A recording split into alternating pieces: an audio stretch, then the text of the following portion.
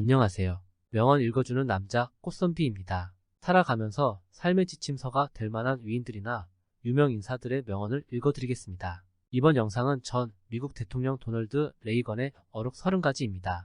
지금부터 읽어드리겠습니다. 고르바초프 이 벽을 허물어요.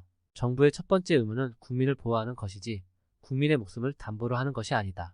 자유는 멸종해서 한 세대 이상 떨어져 있지 않습니다. 우리는 그것을 현류해서 우리 아이들에게 전달하지 않았습니다. 그들이 같은 일을 하도록 싸우고 보호하고 물려주어야 합니다. 영어에서 가장 무서운 단어는 다음과 같습니다. I'm from the government and I'm here to help. 평화는 갈등이 없는 상태가 아니라 평화로운 수단으로 갈등을 처리하는 능력입니다. 모두를 도울 수는 없지만 누군가는 도울 수 있습니다. 스테터스 쿼는 우리가 처한 혼란을 뜻하는 라틴어입니다. 미국 최고의 날은 아직 오지 않았습니다. 우리의 가장 자랑스러운 순간은 아직 오지 않았습니다. 우리의 가장 영광스러운 업적이 바로 앞에 있습니다.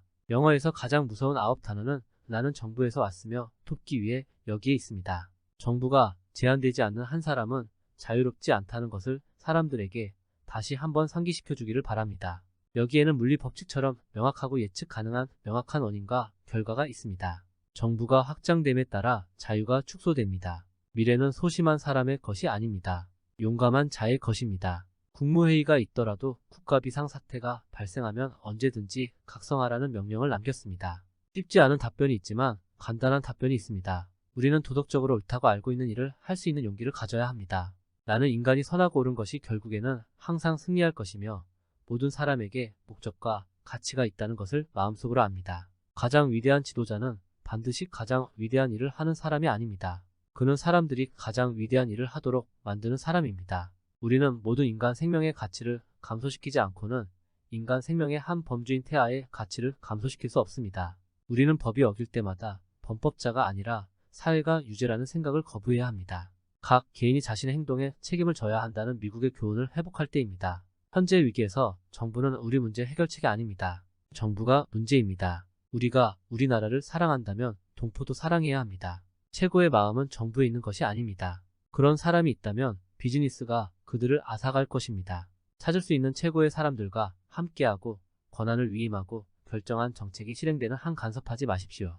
자유시장 사회에 살고 있는 우리는 성장, 번영 및 궁극적으로 인간의 성취가 정부 아래가 아닌 아래에서 위로 만들어지는 것이라고 믿습니다. 나는 운명과 랑데뷰합니다.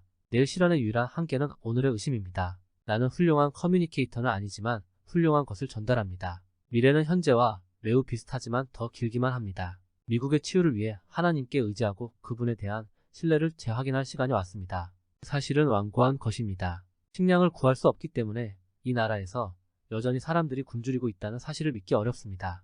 우리 시대의 후손들이 우리에 대해 말할 것임을 확신합시다. 어떠셨나요? 많은 도움이 되셨나요? 지금까지 명언 읽어주는 남자 꽃선비였습니다. 감사합니다.